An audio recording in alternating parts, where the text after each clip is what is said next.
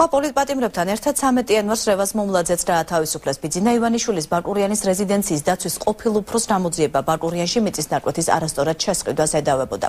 პატიმრობიდან დათავისუფლებული მომლაძე ახლა აცხადებს, რომ მისი დატოვება პოლიტიკური გადაწყვეტილება იყო და უშუალოდ 2011 წლის საპარლამენტო არჩევნებს უკავშირდება. ყოფილი პოლიტპატიმარი ხელს ნაციონალური მოძრაობის ბორჯომის მაჟორიტარი დეპუტატობის კანდიდატ მამუკა ხვედელიანს და სამცხე-ჯავახეთის სამხარეო პოლიციის ყოფილ უფროს ვახტანგ მაისურაძეს ადებს. რაც შეეხება ბაკურიანში სადავო მიწის ნაკვეთს, მომლაძის განცხადებით ნაკვეთი მან კანონის სრული დაცვით შეიძინა. რევაზ მომლაძე 2011 წლის 14 თებერვალს დააკავეს, სასამართლო მას 3 წლიანი პატიმრობა შეუფარდა.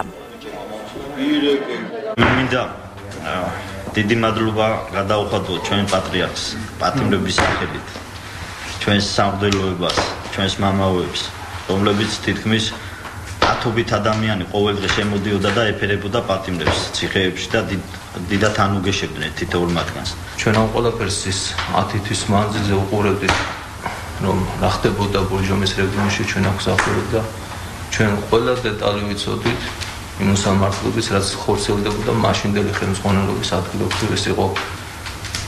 როგორც მამუკა ხვედელიანი, თქვა, ძირითადი მოქმედი და დანარჩენი მისი გარემოცო და ასევე ხდებოდა ეკლესიის მიმართ უარყოფითი განწყობა, თითების ქნევა, რასაც ჩვენ არასდროს არ მოვითმენთ.